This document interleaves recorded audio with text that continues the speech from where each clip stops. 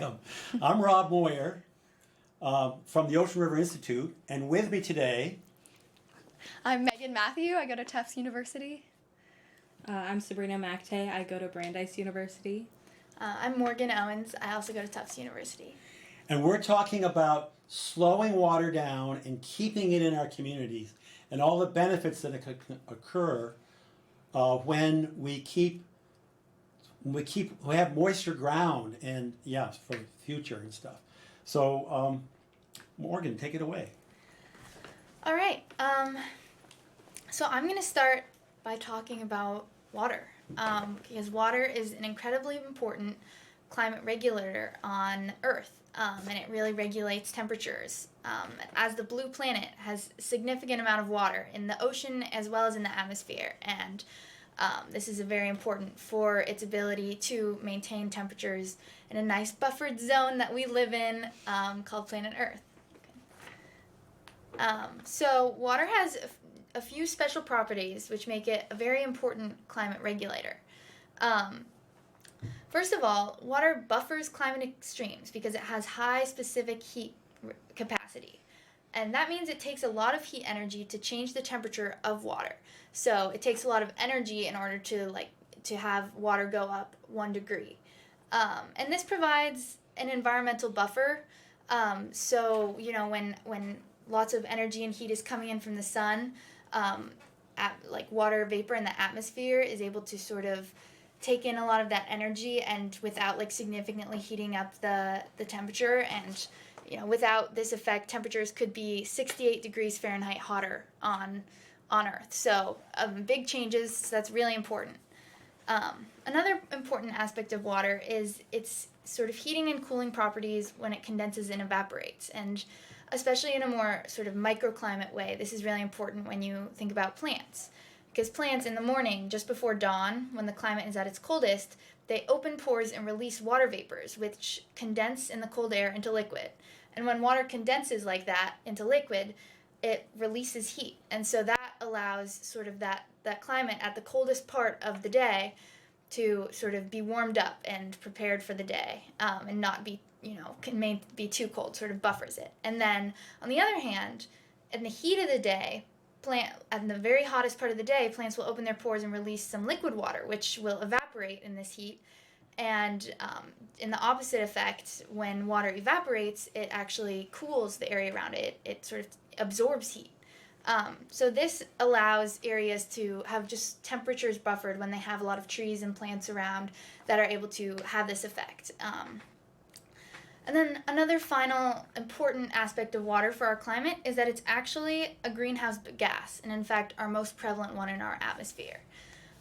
We often think of carbon dioxide this way as a greenhouse gas, and mainly doing this effect, but actually water does it also, where when the heat is reflecting up from the earth, if it hits a water molecule in the atmosphere, it'll sort of be bounced right back down, and it'll maintain the heat in this area, thus warming the planet. And this is an important effect that naturally needs to occur on Earth to, also have a livable planet that isn't too cold. But, when we have too much of it, which we've seen a lot of recently with carbon dioxide and things like that, we have too much warming. And human emissions also cause sort of aerosols and different particles to be released into the air, which the water vapor groups on. And that's important because this doesn't allow the water vapor to sort of become clouds where it would then group together enough to rain down. Instead, it sort of just stays hanging in the atmosphere as water vapor, where it acts as that greenhouse gas. Because when it's in clouds and when it's coming down, it's sort of a part of the water cycle in a different way. But when we have all of these sort of pollutants and particles in the air, it causes this, greenhouse effect to be exacerbated because there's just more water vapor hanging in the air and unable to sort of leave the air, and that's sort of a haze smog effect. Yeah, and so these greenhouse gases, as Morgan said, are warming the planet, and part of that is important, but we've crossed a threshold where we have way too much of these greenhouse gases in the planet, and we're overheating, basically, and causing a bunch of other problems. So one of the main greenhouse gases that we're often talking about is carbon dioxide. And currently we have 422 parts per million of CO2 in the atmosphere. But sort of a climate objective is to remove 100 billion tons of carbon and return closer to 350 parts per million and have a healthy climate. So the question is, we want to remove this CO2, but where do we put it? We have 800 billion tons of carbon in the atmosphere. Biomass, let's switch this here. Biomass, so plants and trees, store 564 billion tons of carbon. But if we wanted to take 100 billion tons out of the atmosphere, we would have to increase plant life by 20%. And so that's not a really feasible option. However, soils hold 2,800 billion tons of carbon. So the kind of elephant in the climate change room is soil. We only need to increase soil's carbon sequestration by 4% to remove this 100 billion tons of carbon and return us to 350 parts per million and a healthier planet and environment. The next slide, please. So an important part of this is that when plants photosynthesize, they pull CO2 out of the atmosphere and they create carbohydrates. And most plants use 2/3 of their carbohydrates to grow and create that above ground biomass. And then 1/3 of those carbohydrates are secreted as root exudate into the soil. And those soils then hold that carbon for a long time.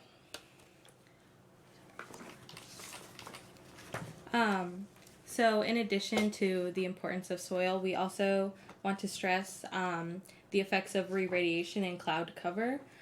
So re-radiation is essentially just the fact that the sun and the earth both emit radiation. So when the sun's rays hit the earth also emits a bit from that.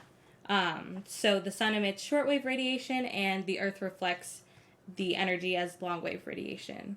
And Earth gains that energy by absorbing that solar radiation. But without greenhouse gases, we wouldn't have any warmth at all because the Earth would totally reflect like the sun's radiation equally. So greenhouse gases essentially just lock in the heat and absorb the terrestrial radiation that is being emitted from the Earth. So an increase in greenhouse gas concentration means that there will be more absorption of the terrestrial radiation, so the planet will warm. So energy goes back to space in a couple different ways, but I'm just going to be focusing on cloud cover. So clouds affect climate, and the climate also affects clouds. So some clouds cool the atmosphere by reflecting energy, and some can reduce incoming radiation by as much as 90%. However, there's different types of clouds that do different things. So low, thick clouds reflect solar radiation to cool the Earth's surface, while high, thin clouds usually transmit incoming solar radiation. So they trap the outgoing radiation from the Earth and radiate it back down, so they warm the surface of the Earth. Unfortunately, as Earth's climate warms, there will be fewer clouds to cool it down, which it has been seen that about 50% of cloud cover has been lost since. We have less than 50%. Less than 50% of cloud cover now. And we should have more. And yeah, we should have more. So a cloudless Earth would absorb nearly 20% more heat from the sun than the present Earth does. So, as Morgan was saying with water vapor, it's really important that we address some of those things. All right. So now we're going to talk a little bit about a fund that is in the works in the Massachusetts legislature. And this is called the Slow Water Drought Relief Carbon Offset Fund. I know, it's a mouthful. It has two sort of basic parts. The first part is that property owners who have large amounts of property, could pump excess stormwater into the ground, and by doing this, run back their water bill and get credit towards the water that they use. And the second part is that residential lawn owners will pledge not to spread fertilizer or any sort of chemicals or pesticides, and this will allow their lawn to store carbon in the soil. And once they've stored this carbon, then they will actually be compensated for the amount of carbon that they've stored in the soil, and as a sort of climate change solution. So first we're going to focus on this first part about pumping excess stormwater into the ground. So we have a few examples of, why we would do this in times when this sort of solution to a climate issue really worked well. The first one is in Watsonville, California, which is a small agricultural city on Monterey Bay, so it's quite near to the ocean. And it resides on top of this, great freshwater aquifer that the farmers and the people were sort of using to pump up from the ground and use for their water and to irrigate and just all their basic water needs. But eventually, the water started running out, and salt water from the bay started to seep into this sort of groundwater spot. And this was really bad because couldn't be drinking salty water, couldn't be using it for crops. It just wasn't working very well. So at first, they tried charging residents for water in hopes that it would reduce the water use that they would have. But everybody needs water, and these farmers especially needed it for their crops and of course for themselves, and so this didn't stop the water use at all and didn't solve the problem. So they sort of chose a different strategy, where they started paying farmers to run irrigation pumps backwards and recharge the groundwater from rainwater that would otherwise go into the sea. So as rainwater fell and would have run off, instead it was being pumped actively back into this groundwater aquifer, and in that way they were recharging this groundwater. And the farmers were credited 50% of the recharge water for future water pumping costs, so it was economical for them. And this water that they pumped back in helped push the seawater back into the ocean. So it allowed this aquifer to remain fresh. It also kept the soil moist, which reduced the need to continue irrigating a lot, and it maintained higher groundwater levels. So this was definitely a success where they pumped water back in order to sort of recharge these groundwater. Another example of successful groundwater management practices is in Louisville, Kentucky. In 2012, they had a huge deluge of rain where 7.2 inches fell in just 78 minutes, and this caused $21 million of damages. So the University of Louisville, in response, said, all right, we really need to do something about water management, and they embarked on a big green infrastructure project to prevent combined sewer overflow and all this flooding damage. So one thing they did was replace impervious surfaces, like in pavement on sidewalks and in parking lots, with permeable pavers. They also created an underground infiltration basin for fast runoff areas. You can see on the bottom left construction for a water storage kind of area. And then they created rain gardens, bioswales, and you can see on the right side there's a rain barrel there. Basically, we're trying to capture water wherever they could, put it back into the ground, and prevent flooding. Now, every year, 72 million gallons of stormwater is diverted, and they have a greener campus and much fewer damages and are saving money. So, great success story. So now we're going to talk a little bit about our universities. So I go to Brandeis. And we have seen that, the same as Louisville, Kentucky, a lot of money can be saved by implementing some of these practices. So I used Google Earth to figure out the square footage of 63 Brandeis buildings and parking lots. And the total square footage came out to be 1,556,698 square feet, which is a lot of space.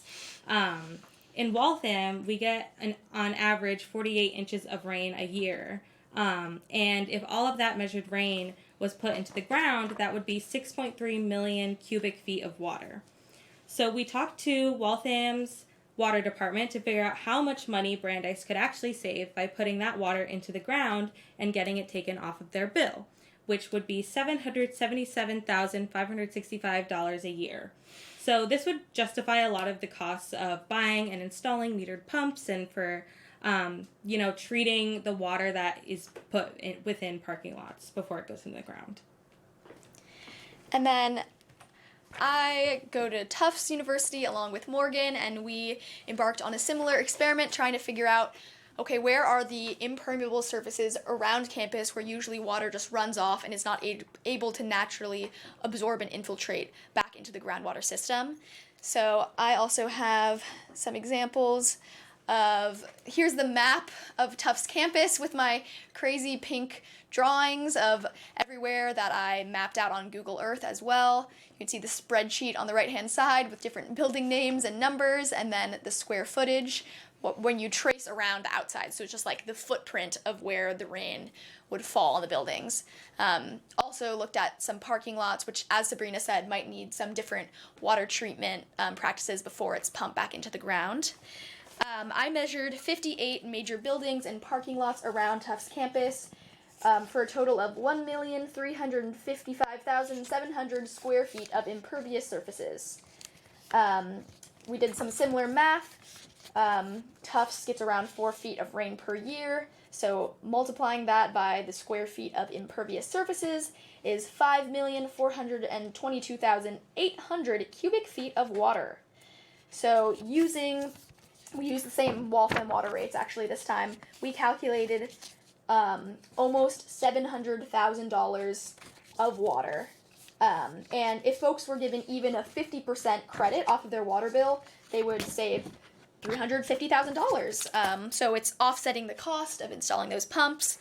And it's a one-time cost of installing the pumps, and then you'd be making money back off of your water bill every year and help restoring the local water cycle and community as you do it. All right, so now we're going to address the second part of the bill, which gets into what we were talking about a little bit earlier about, soil and grasses and lawns. So this one specifically is focused on residential lawns and really focusing on having natural lawns because they're actually able to store large amounts of carbon in the soil. And the most important thing with natural lawns is to not, have all of this management and problematic things. Lawns get this really bad rap of like, oh, they're so unnatural, they're monocultures, they're terrible for the environment. But the real reason that, they get all of this bad rap is not because grass or something like, or like, a field of grass is like some bad thing. It's just that the way that we manage these lawns and the things that we put on them can be really harmful.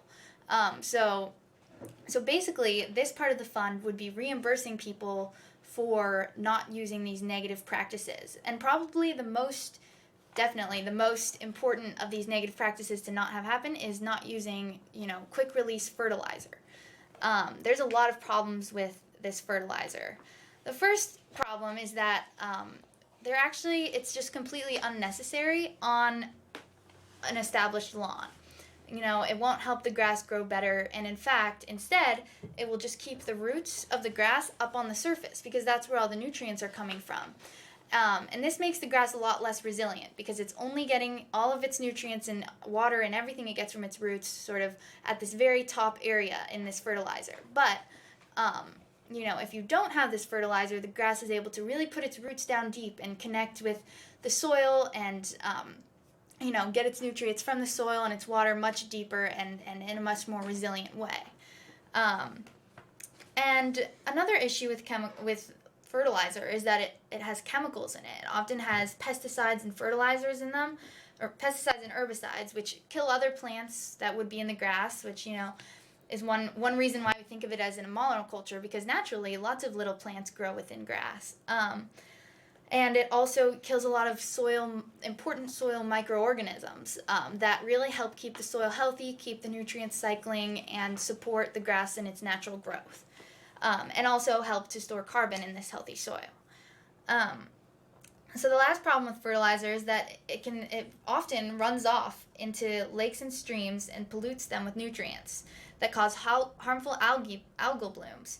And these take away the oxygen for the fish. It makes it really hard for them to survive, and it also makes it so, people can't swim in it. It's just kind of gross. Okay. And then basically, as Morgan mentioned, fertilized plants have these really piddly little roots, and one of the main issues with that, beyond the resilience of the plants, is the fact that they're not able to sequester a lot of carbon. When you have non-fertilized plants, they go out to seek the nutrients deeper in the soil, they get the water and have the relationship with the fungi and bacteria deep in the soil, and then they're able, when they're photosynthesizing, to sequester a lot of carbon. And grasses are especially good at this soil carbon sequestration process because, unlike other plants that put 1/3 of their carbohydrates into the soil through their root exudate, grasses do a whole 1/2 of their carbohydrates. So when they photosynthesize, they put a bunch of the carbohydrates into the soil, and then that soil can undergo a chemical transformation and become humus, which is a rich black kind of soil that stores carbon for thousands of years, and we call this long-term storage. In comparison, wood of a tree lasts for hundreds of years, and we call that short-term storage. So it's really important that we have grasses that are sequestering a lot of carbon into the soil, and that is possible when you have an unfertilized lawn. So a natural unfertilized lawn with these deep root systems can put down an entire inch of soil in a year, and in a lawn that's 240 square feet, 1 inch of soil is a ton of soil, and that correlates directly to its ability to store carbon. So this fund would pay people per ton of carbon that they sequester under their lawn, and Sabrina will talk more about how this soil and carbon helps. Right, so it's really important that the soil is very spongy because its ability to absorb water means that it's very healthy and can provide nutrients to the plants that it's sustaining, and it also means that it can sequester a lot more carbon. So soil can hold a lot of water. So for every ounce of carbon, soil can hold 8 ounces of water.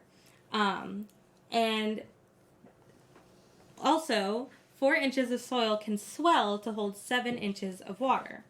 So it's extremely important that healthy soil exists because it can protect your lawn from flooding and things like that and your property, helping you save a lot of money. It's also important that the soil can, sequester more carbon because not only is that better for our environment, but it also aids in productivity and things like that.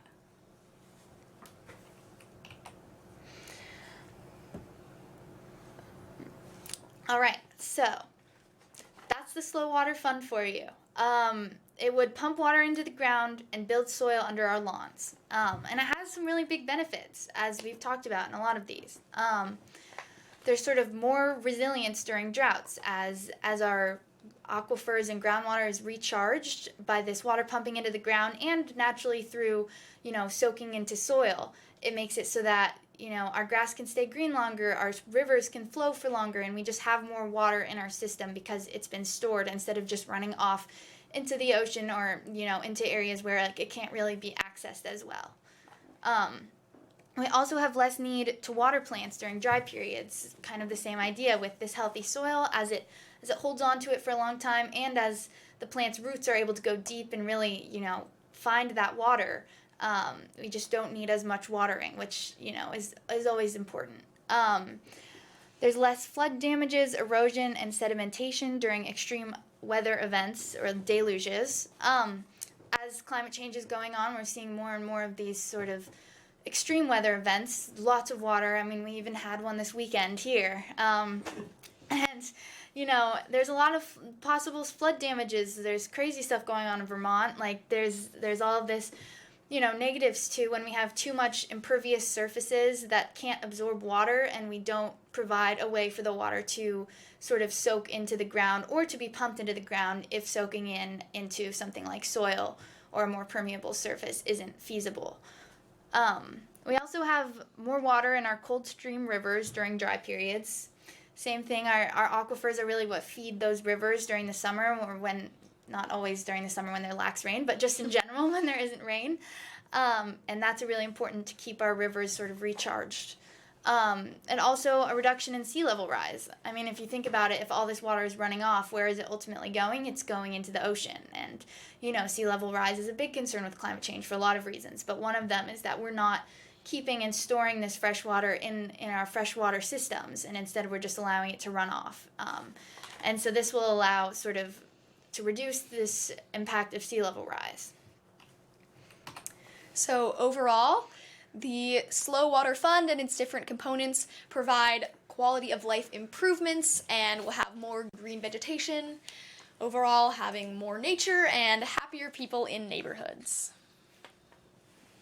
Thank you, Megan, Sabrina, Morgan. We're the Ocean River Institute, and if you want to learn more about the Slow Water Drought Relief Carbon Offset Fund, that's a combination of state money with private donations, businesses donations. I mean, why pay for planting trees somewhere else when you can pay to restore your own water cycles in your own community? So for more information, www.oceanriver.org, and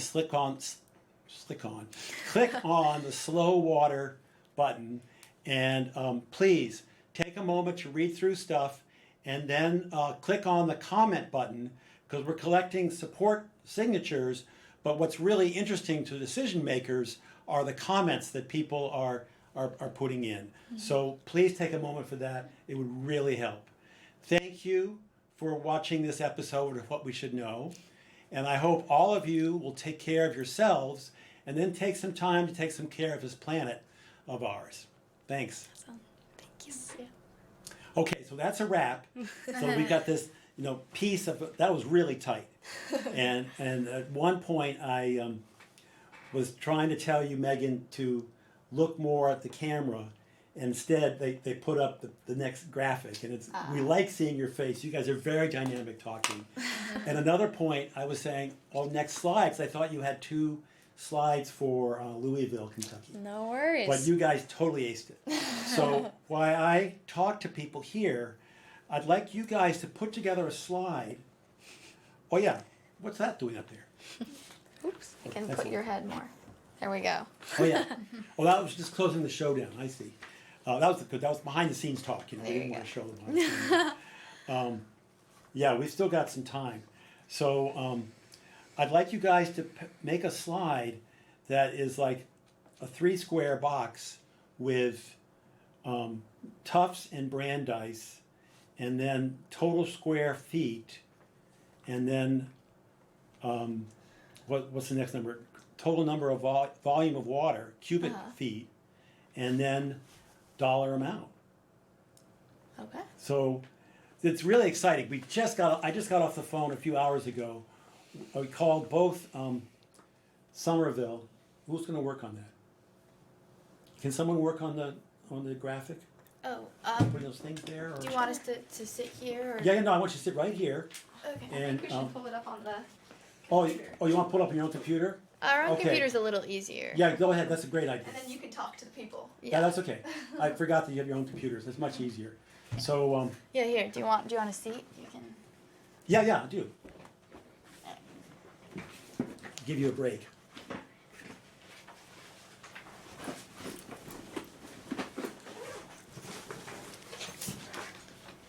Because then we can show them the slide of the big results.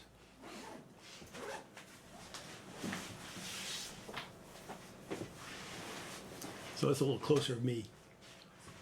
Yeah, it was really cool. I tried to get through we've been down to Tufts and talked to buildings and grounds people, but we're just beginning trying to get the lay of the land and stuff.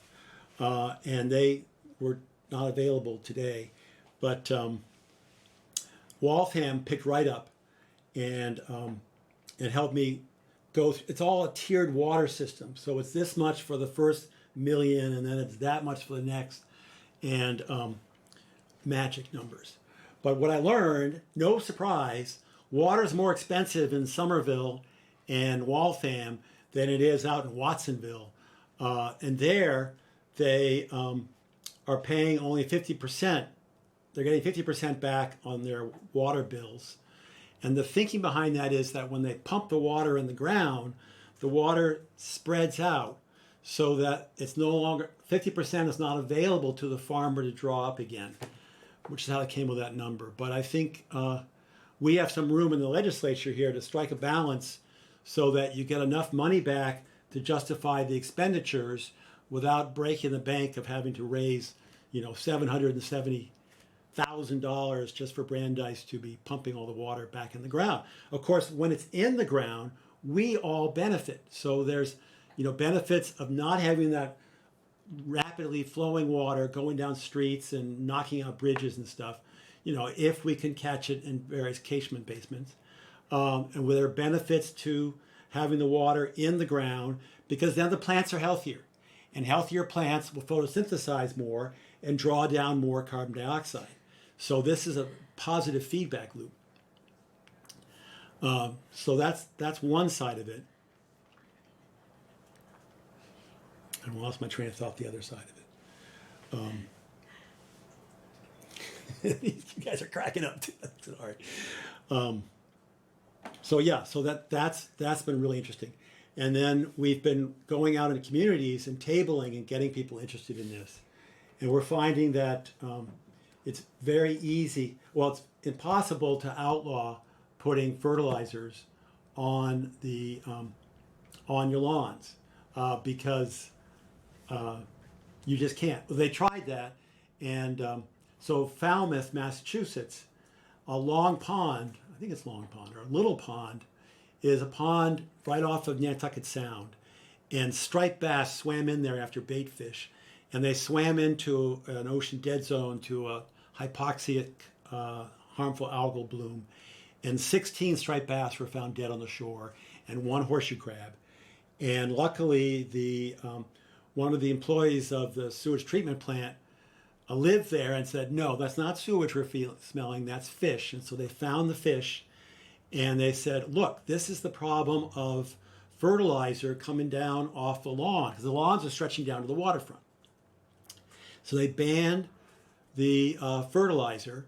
They knew that fertilizer was causing harmful algal blooms because south of Cape Cod, the lobstermen have to carry in their boats a big vat of boiling water to dunk the traps into to rid them of the seaweed that is growing so verdantly that it could cause the lobster pot lines to break.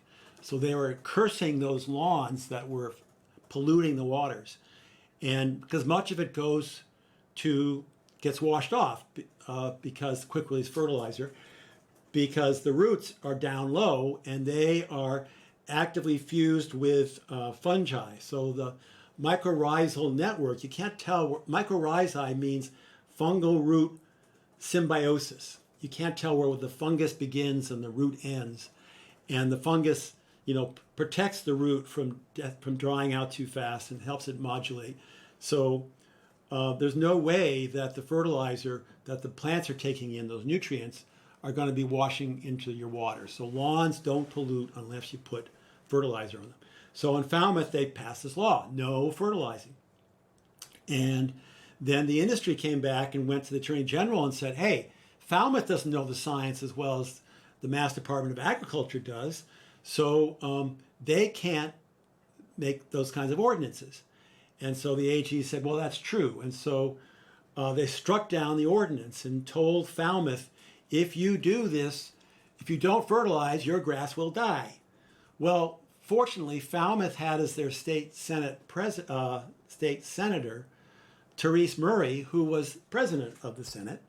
And so she put the Falmouth bylaw into the state budget bill. So when the state approved the budget bill for Massachusetts, they also permitted Falmouth to ban the spread of fertilizers. And so it's the only town. Harvard, Massachusetts went through town meeting and put up an ordinance saying that instead of fertilizing down to 25 feet from the water's edge, you have to back it off to 100 feet. And they passed it in town meeting, only for the AG to strike it down because they don't know fertilizing as well. So we are not able to stop the sale of fertilizers to lawns. All we're asking people to do is to treat their lawns the way the golf courses treat their fairways. You know, they don't put quick release fertilizer on the fairways because they don't need it. If there's a divot knocked out, then they will take quick release and mix it with some seed and put it into that carved out hole.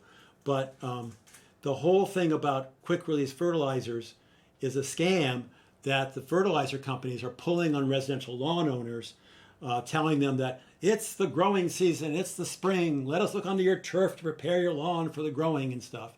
And we think it's like getting our oil changed. We have to be prepared. We have to prepare our lawns for doing what they've been doing for millennia. And as Morgan mentioned, the roots, the grass roots, don't. What was she saying? The grass would stay on the surface. They don't go down, and so they're not taking this stuff up. So we need them down there taking the soil up. So Falmouth is doing that. So this slow water, drought relief, carbon offset fund pays people to volunteer not to put fertilizer on. So it's not a ban on it, but it just, as you need to tell your friends that lawns aren't the reason for being thirsty or polluting or being a monoculture. Here in Cambridge, you know, you'll notice that every lawn, we don't put fertilizers on it, so we don't have those chemicals that try to keep it to one plant. And you'll see, first of all, you'll see probably 3 or 4 or 5 different kinds of grasses just by the shape of them. And in Springfield, Mass, they found those lawns, 16 of them, had 36 different species of wildflowers in theirs. So things will seed in. It's great seeing all the clover in there. The rabbits are taking over Cambridge, and they love the clover that's out there. And the turkeys are thriving because we have natural lawns so that they got plenty of insects in there and grubs and stuff for them to eat. So this is a good rule for that. There was another number I want to talk about. This is our question and answer period, but it's hard. We don't have any questions or answers.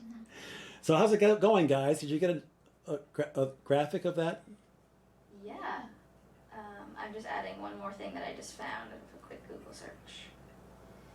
What? This was just a summary of our stuff, but go ahead. Okay. Take it away. We're back, folks. So. You all want to come Do you want back? to talk about Brandeis? I could. Why not, Sabrina? You can go.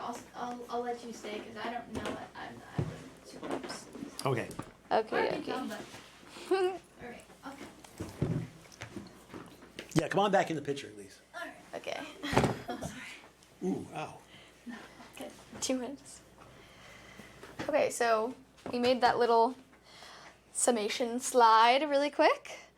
So, again, just to emphasize, we calculated that Tufts has at least 1,355,700 square feet of impervious surfaces between some major buildings and parking lots, 58 to be exact, and there's even some smaller ones around campus. And those are all your little pink circles that you showed us before. Yeah, exactly. You went to Google Earth and just drew circles around things, or followed the contour, I guess. Yeah, so Google Earth has a cool measurement tool where you can just create a bunch of little lines and trace around the outside of buildings, so we could get kind of the footprint It tells you from a the bird's area. eye view. It's wonderful. It does the math. Yeah, exactly. And then you filled it in on the chart.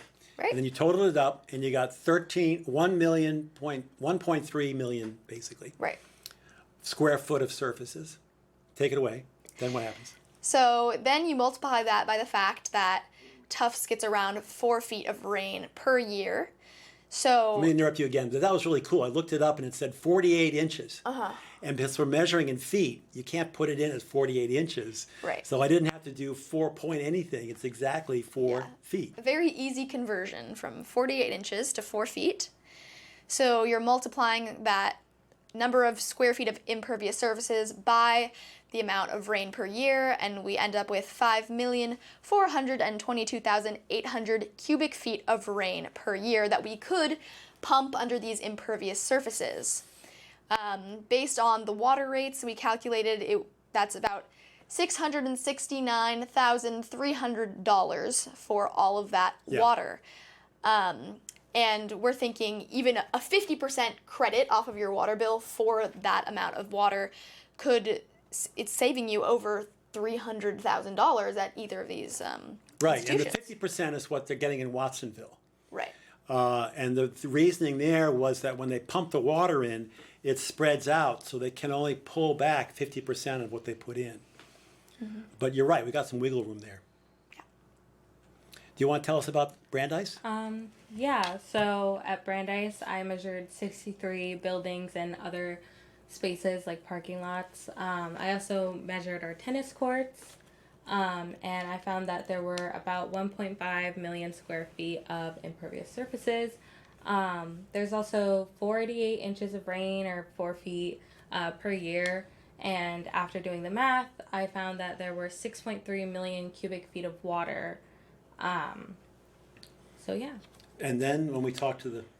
Yeah, and when we talked to the city of Waltham, the water department, we found that Brandeis could save about like $780,000 for 6.3 million cubic feet of water, and a 50% reduction would still result in over $300,000 in savings. Yeah. Cool. Too cool. And so then, just the one other thing. Can we go back to see you guys? Oh, well, I wanted to show them this. There. Ooh, wow, look So at that. I converted the cubic feet of water into gallons, because we have some numbers about how much Tufts uses for water in a normal year, because you want to make sure that the credit you're getting off your bill is like, Right. you're using more than you're pumping back in. So it's 440.5 million gallons of water is the equivalent conversion, and then Tufts is using, in this baseline year, it was 2018, they used 122 million gallons of water. So they are definitely using a lot of water and could benefit from getting a little return on their bill. Yeah, Okay, walk me through that bottom square again. So the 122 million is total water use. So you got two kinds of years, performance year and This base is year. just from a website about Yeah. Tufts water usage, and it's like a sustainability measurement. Yeah. So I should have just included one of those numbers. It's a little too confusing there, but No, that's okay. total water use in 2018 was 122 million. They're trying to talk about So some that, of their own efforts to reduce their water usage already. That's if they hadn't done based off. anything, it'd be Right. 141 Right. million. So the baseline is what if they don't do anything. Yeah. And then the performance is after making some improvements. So it looks Right. like they saved almost 20 million gallons of water. Yeah, that's huge. And then of that, you have portable. No, it's just That's just potable. potable means drinkable. Yeah. So Which most is- of the water they're using is Oh, yeah. potable So water. yeah. In fact, the baseline is that is the same. Oh, yeah. You see, so Interesting. Because that's what you get from the city. Right. All the water you get from the city is potable, so it's all the same price. Right. I think they had some wells that they were And pulling then from they separately. were able to save 22 million gallons from away from the potable water. That's So fabulous. pretty cool. But I thought it was a Yeah. cool conversion, because I'm used to seeing gallons of water a little bit more than Right. cubic feet in my normal No, that's right. life. Yeah, but but it worked. The math was really easy because we get to Right. go from from the mapping thing to Yeah. to feet of rainfall to feet, and then So the water companies do it 100 cubic feet, and I got confused because it almost sounded like it was 100 times 100, but no, they explained it to me that it's just 100. So we had to run the 6 million number for Brandeis. We had to run as 60,100 cubic foot. I'm Fortunately, not quite following the math, but I trust no, you. I know, but I couldn't either. The woman at the Waltham was just phenomenal. She just, I couldn't see the numbers flying off her computer and stuff. Nice. So this is really interesting, because, One thing maybe we could show, I'm not sure if this will be interesting, just to go back to like the mapping that we did. yeah. I can share it there. Oh. Yeah, no worries. So on the far right side here, you can see a list of different buildings and their square footage when we mapped them out. So the biggest was Gantry Center, which is like Tufts Gym, and I kind of combined. It's in the up here. Let's see. I'm not sure if this mouse shows up on their screen, but I hope it does. Yeah, I think it does. So up here, I also added number 63 is the big gym parking lot. Oh, okay. Look it up So the gym and those connected buildings was 132,300 square feet from a bird's eye view point of view, and then the parking lot. I'm not showing that number right here. It's farther down on my screen because this is just a little screen capture of only like maybe a third of all the measurements I did. 'Cause Yeah. I did 58. You did like even more, right? So there was a lot of measuring of little buildings and seeing where that would make most sense. So it's interesting to figure out which which buildings would be most beneficial to capture the rainwater off. And you're going to need a bigger pump for those buildings. Right. You know, it isn't just one pump per building probably, unless they come really huge. Cause, Huge pump. yeah, because that gym is enormous, you Yeah. know? And you see the deluge coming down the streets and stuff, and it's like, Right. holy smokes, you're going to need major pumping operations. But it's so cool because you can literally just pump the water into the ground. Right. And yeah, let's take the image off so you can see us. Yeah, it's just really cool that they can be pumping the water into the ground. They can't let it settle. There isn't enough real estate for the stuff to settle down, to infiltrate through. So we need to actively pump it, and then we can really rebuild the aquifers by pumping it in. Yeah, because like we also encourage people like, oh, in your backyard, if you have concrete, like put in grass, that's great, and we want to have more impervious surfaces. But we also know, like in a big city, we don't have enough available land, and it's expensive to just expect people to always have that as a pervious surface that water can infiltrate in. So being more proactive about let's pump it in off of the existing hard Right. surfaces is really important. Having multiple attack points at the problem. Well said, exactly. So let's move on to soil being the elephant in the room, in the fact that we have so much soil, and yet we only need to increase it by about 4%. You said. Yeah, even less than 4%. Yeah, well, 4% is an easy number, or the 5% solution. So if you can increase the amount of vegetation in your yard by 5%, that's all it takes. If everyone did that, and it doesn't mean pulling up the cement. It could mean putting a potted plant on top of the cement or raised bed or something if you have really bad soil. Because that's the other problem. It's so industrial here that you put stuff in the ground like trees and they're just dying because the poison's in there and stuff. And those tough Norway maples are making it. But I had one who didn't make it in my yard and stuff. So we get so overwhelmed with such big numbers, but it's only a 5% solution for the soil. And then you were telling us about that it's the cumulus clouds, the low clouds, that are the ones best at reflecting reflecting the heat out, so letting it escape. And my understanding is that we used to be more than 50%, and now we're less than 50%. So again, a 5% solution. That We're can work. shuffling in. There we go. It works. Ta-da! All right. I can move over all the way Oh, there we here. go. We got everybody in. All right. There we go. So yeah, just a 5% more cumulus clouds would flip it from being net not enough being released to net positive in terms of reflecting heat, the re-radiating and stuff. And similarly, you were talking about ground cover. No, you weren't. But we know that a hard surface will have 3 times as much heat reflected off it than a plant-covered surface. Like 60% from the hard stuff and 20% from forested stuff.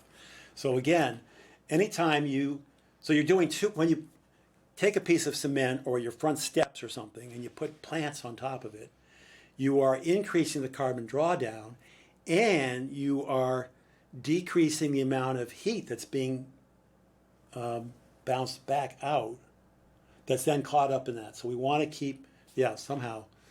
Am I saying that right? Or- I think it's complicated stuff, but it will Well, there's two. make There your are two vectors microclimate there. more comfortable too. And then, yeah, that's the third thing. Right. And how does it do that?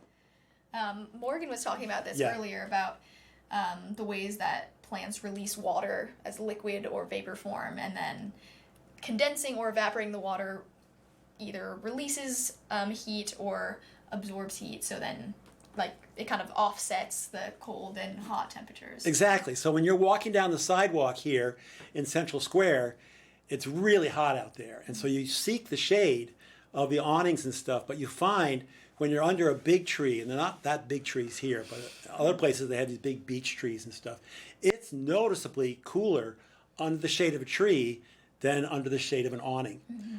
Yes, you want any kind of shade, but the difference is because the tree is deliberately releasing water vapor from inside of itself. It's losing water into the air through little stomatas that open, that, as you said, evaporates to cool us.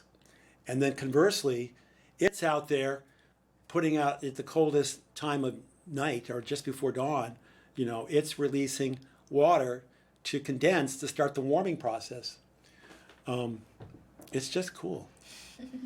Really cool. So, even if we don't see the 420 parts per million going down anytime soon, we get immediate benefits from doing these actions in our own yard. And there's much we can do.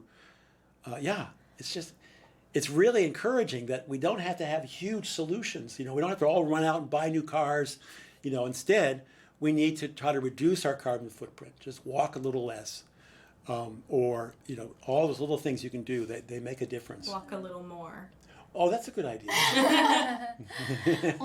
Just making sure you're paying attention. Yeah. Burn a little less fossil fuels. Including by not cutting your lawn as much with your gas-powered mower. That was Right. one of the other things we were encouraging, is like less frequent cutting of your grass. Yeah, I saving talked to a fossil fuels. lawnskeeper the other day. We were having lunch, and he has a flywheel that spins it, so he doesn't have to use a motor on it.